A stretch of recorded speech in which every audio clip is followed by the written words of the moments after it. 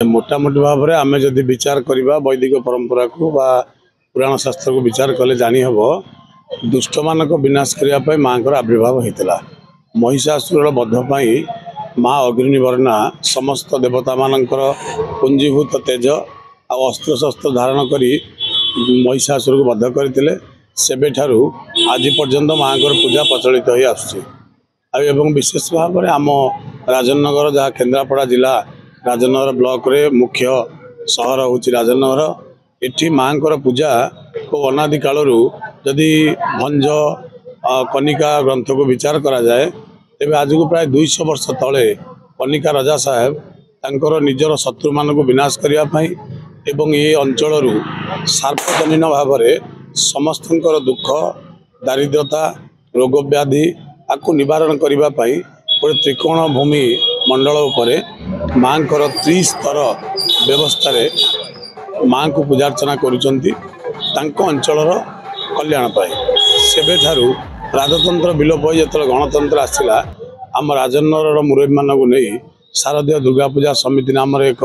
committee गठन करा जाई सेबे ठारू माँ को पूजा विधिवत भाव प्रचलन चलती माँ को पूजा विशेष भाव में बिल्ववर्ण बिल्वा दिवस महासप्तमी महाअष्टमी महानवमी रे महामाया पूजा ही दशहरा दिन